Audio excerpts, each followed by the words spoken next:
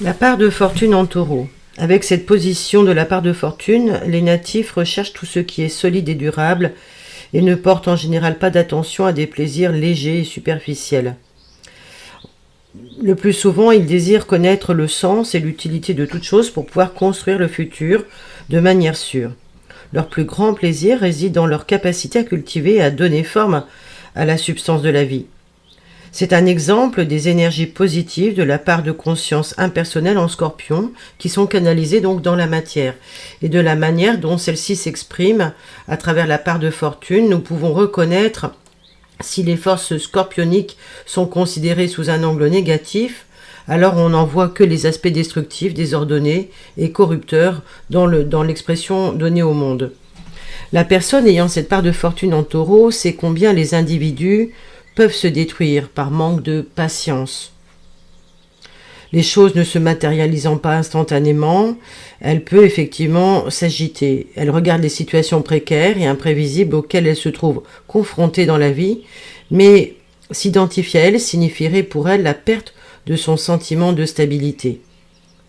Alors que l'énergie du taureau représente la cohésion et la sustentation, l'énergie dans son expression négative du scorpion peut représenter un écroulement au lieu d'une transmutation. Cette personne qui a cette position de la part de fortune en taureau, ces natifs devraient comprendre la nécessité d'éliminer certaines choses, car la destruction et la décadence font partie du processus de création. Donc dans ce processus, si la personne veut être heureuse, eh bien elle doit continuer à édifier des fondations puissantes et significatives. L'anéantissement doit être quant à lui considéré comme une transformation. Alors bien sûr, aimer se détendre dans cela, ça ne veut pas dire forcément qu'on s'en réjouit. C'est ce que l'auteur indique très maladroitement. Enfin, c'est maladroitement traduit, je trouve, mais voilà.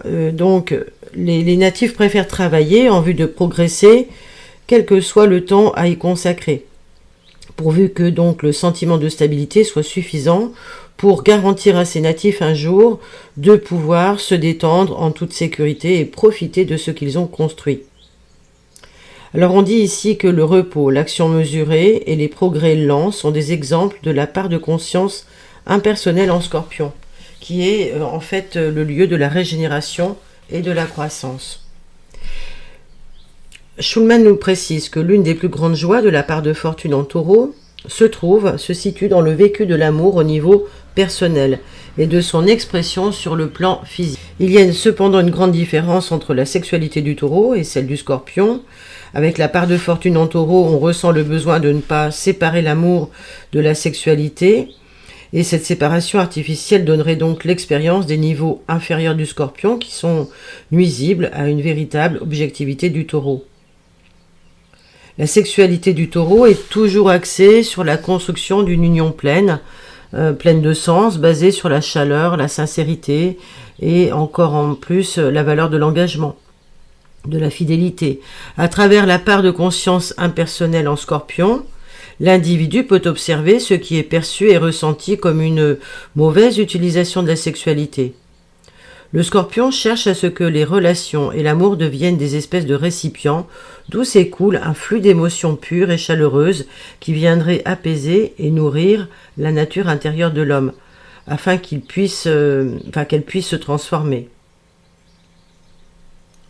Donc l'individu ayant la part de fortune en taureau est heureux de savoir où il va. Les conditions extérieures et les gens qui tendent à entraver sa route doivent être jugés impersonnellement. L'un de ses points faibles, en revanche, sera sa tendance à se sentir opprimé et à réagir alors de manière négative. S'il en est clairement conscient et qu'il utilise sa puissance d'introspection au niveau émotionnel, grâce à sa part de conscience impersonnelle en Scorpion, le natif se rendra compte qu'il n'en est rien. Il doit apprendre à être là et c'est tout. Alors que l'un de ses plus gros atouts est de savoir se cramponner aux choses et de les retenir. L'identification négative à la part de conscience impersonnelle peut dissiper ses énergies par une fixation sur des rancunes dues à des événements passés. Alors que l'énergie du taureau fonctionne au mieux, l'individu doit apprendre à ne pas brider l'énergie du scorpion, dont la tendance est de détruire et de transformer les choses. Il doit ainsi savoir conserver, sans perdre de vue ce qu'il essaye de construire. Ces natifs sont extraordinairement lents à apporter des modifications à leur mode de vie, et pourtant ils ont une capacité à établir et à entretenir des modèles durables, significatifs, qui vont leur apporter beaucoup de joie. Ils pourront prendre plaisir à se sentir construire intérieurement du solide, sur lequel les autres et eux-mêmes pourront compter.